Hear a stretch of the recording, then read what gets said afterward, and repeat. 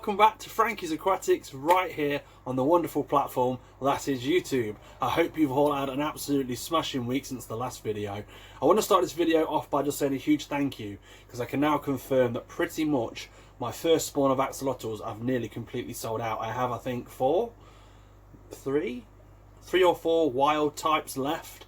All the looses are completely sold out. I have some that are still on reserve for customers, and it's just been phenomenal how much you guys have helped create Frankie's Aquatics into what it is, and for that I am truly grateful. I've met some absolutely astounding people through this hobby, people that have come to collect their axolotls from Frankie's Aquatics directly, and I've obviously introduced you to the rest of the aquatics animals that I have too. It's been brilliant, and I'm so grateful for your custom and for your belief and support in Frankie's Aquatics in its entirety. So yes, the first spawn of axolotls are pretty much sold. There is the odd one or two, so if you are still interested and based within the UK, then please be sure to drop me a message either here on YouTube, over on my Instagram, or even you can even contact me on eBay too. So go and search Frankie's Aquatics on there too. So today's video is going to be the 3 golden rules to keeping an axolotl. I kind of like, it seems to be that the style of conversation and the style of video that I do for this channel is going to be mainly focused on axolotls. It seems to be the ones that people enjoy the most. It's the most questions I receive are always in to do with axolotls and stuff. So I thought, you know what, why not keep to my lane? I know what I'm good at, so why not do that? And that's what I'm going to do. So today's video is going to be 3 golden rules on how to keep an axolotl, and obviously keep him happy. Seen these, by the way? Watch these.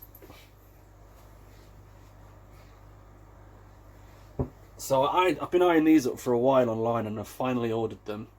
They are tiny little axolotl magnets. They're so cute. The video is going to do them no justice. There's a Lucy, look. And they've got a little tiny magnet on them so they can stick on things like a fridge, or in my case, my aquarium rack. And then I have the gold. Look at those little derpy derps. I love them. Is it going to focus? Focus. Focus. There we go. So yeah, they're really cute, so I just tend to pop them at the back on here in some sort of like feng shui sort of style. So there. And ta-da, there we go. I love them. Squeaky floor. Keep it clean, squeaky floor. So how do we keep axolotls? There are a few things that you have to follow. I joke about that they're a bit like gremlins, but obviously you can get them wet. You kind of can feed them after midnight, but they don't like bright lights. That is one thing they have got in common with the mogwai. The first thing, absolutely, is temperature. Temperature is absolutely key. Temperature is absolutely key when it comes to keeping a healthy, happy axolotl. The higher the temperature, the unhappier the axolotl will be, and eventually you can even have a detrimental effect on the axolotl's health. So you can actually encourage bad temperature. And poor husbandry can actually encourage fungal growth. It can cause a slow and lethargic axolotl. It loses appetite. There's all different sorts of cons to keeping axolotls at room temperature. Let's say they do like it lower. The lower the better. And I did touch on this in another video, so I won't go into too many details about how to keep the temperature low. But there are ways out there of how you can keep the temperature low. And it's really not that complicated. It really isn't. I mean, I understand people come from hotter climated countries and they may have to do things a little bit different to how I do them. But the simple rule that I follow is keep my tank low, water change as and when needed, and yeah, just keep an eye on the temp. Just really watch over it really closely. Don't go away and leave it for a couple of days and assume that it's going to balance itself out. And if you've got a bit of money and you want to just completely make things really simple, then obviously go out and buy a chiller. But the simple thing is keep the tank temperature low. A low temperature equals a happy axolotl. So do that. Yes, do that and do it good. So I recently transferred all of my tanks back onto sand again. I've been in kind of a 50-50 way of doing this for a while. Should I, shouldn't I do it? I do like the look of it, especially on the blue painted background. I do like it a lot. And I was kind of put off it because last time I did it, it was a nightmare to keep clean, to be honest. I mean, it is a premium sand. It's a really good sand that I picked up from Morph Aquatics. So it is a good balanced sand. So I'm hoping that it will won't require too much upkeep. But I kind of wanted to try it, and I have done, and they seem to have taken to it quite well. If you look in there, look, he's being a little bit grumpy today because he didn't get the extra worm. Tia, go away, stop licking. He didn't get the extra worm today, so he's fell out with me. I don't know if it's going to zoom, if it's going to focus. But Flixel is in there today. He's not very happy with me. But Buddy, on the other end, he got the extra worms there and he's very happy. Aren't you, Buddy? So he's looking beautiful. And anyone that's had a wild from me, I've got a good feeling that this is what yours will look like when they get a bit bigger. These patterns and these colours are pretty remarkable. So yeah, if you've actually had an axolotl from me, let me know. I want to see some pictures. I want to see how your little guys are doing. So please let me know. And if we scope down here, we have Mum and Dad. Again, also on sand as well. And look at those little faces. Ah, Mummy and Daddy. So we have Pixel, looking as absolutely cute as ever. Always got that little derpy smile, always happy to see. And then we have Daddy over here, who's Flick, who is the wild type. He's always in hiding, this chap. He'll come out for his snap and then he goes into hiding, which, as you can see, we've got quite the choice now. They have the jar, which they all love.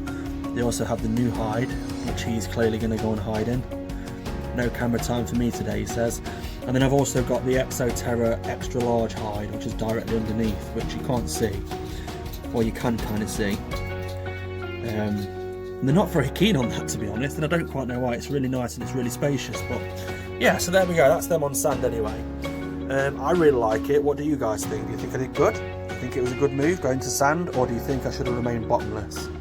And also, let me know what you want to see in the future. Are there any kind of topics you'd like me to cover in regard to axolotl care, whether it be feeding, keeping, whatever it might be, whatever you want to think about, any kind of questions you've got bubbling away in your head, ask them away in the comment section. I've got loads of ideas for videos, I've got loads stacked up that I want to do, but I also want to make sure I'm catering to my audience. And if there's any kind of questions that you'd like me to cover in a future video, then please do not hesitate to contact in the comments below, or of course on Instagram and all that fun stuff. So let me know what you want to see.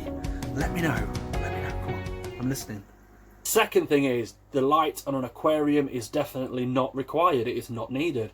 This seems to be one that people go, eh? What? Are we sure? You don't need a light for your axolotl. If anything, they prefer the dark shadiness of no light, because axolotls, much like myself, have very delicate eyes. They haven't got the best vision.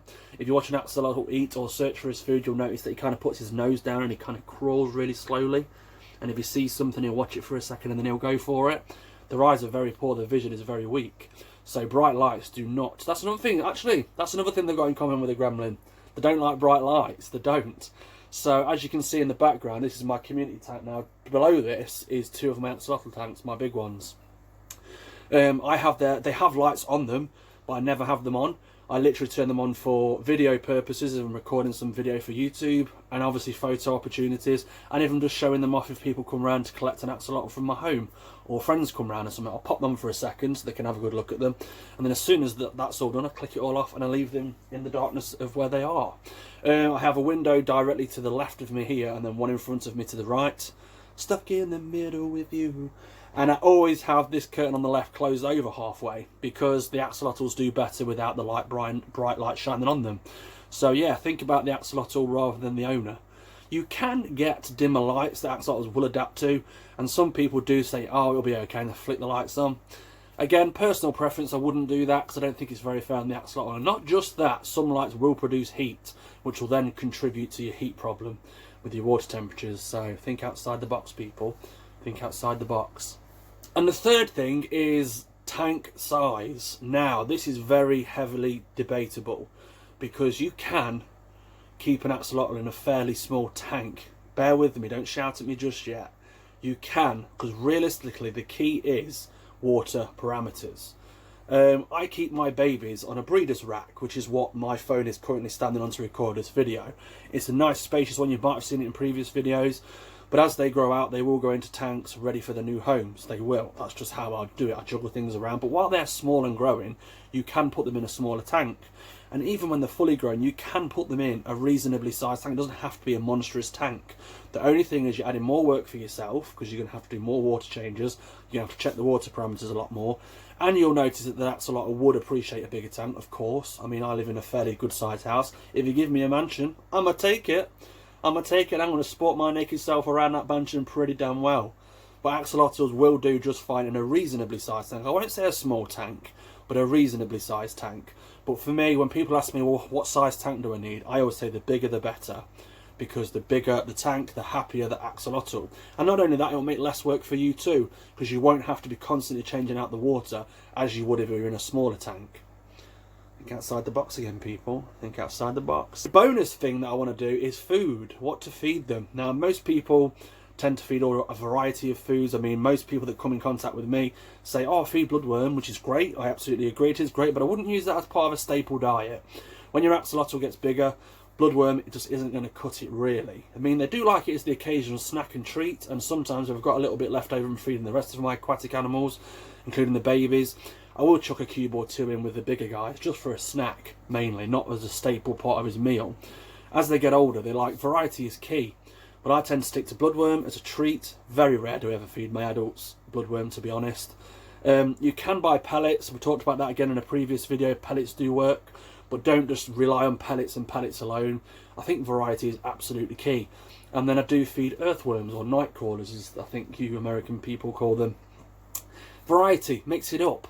Don't constantly feed the same sort of food. I do find as well, axolotls can, not all, but can, get pretty bored of the same food where they'll just get to the point of refusing it. For example, I use Pixel, my female, for an example. Whenever I first switched her over onto worms, she loved them because she was bloodworm just wasn't filling her up. So she was absolutely annihilating bloodworm like left, right, and centre, and she was still constantly on the hunt for food. So then I put her onto earthworms. I had to chop them up to begin with and started feeding them, and her appetite just grew and grew and grew, and she as well grew and grew and grew too. And then eventually she kind of got a little bit bored of them, and I was thinking, what's up with the water checks? The water was, everything was fine, the tank was cycled, the water was great, there was nothing, no obvious reasons as to why she was put off food. And then I tried her with a couple of pellets one day and she snapped them up. I was like, okay, you didn't like them this time last week. So then I tried her again with an earthworm and she liked them. So I tend to find that most axolotls that I've kept anyway do enjoy a little bit of variety. So variety is key. There is numerous things that are out there that people say to feed, like raw meats and stuff. I have no experience or knowledge with any of that, so I'm not advising you to do that. I can only advise you what I've tried and tested myself. So for me, brine shrimp them, they're very little out of the egg, then onto bloodworm, and then onto earthworms with the occasional treat of pellets. That is how I do things. So that is today's video, pretty much wrapped up in a nutshell. I hope you've enjoyed it as much as I have. I love talking to you guys. I love interacting with you guys in the comments section, and I just really appreciate all of you coming over and checking out my videos.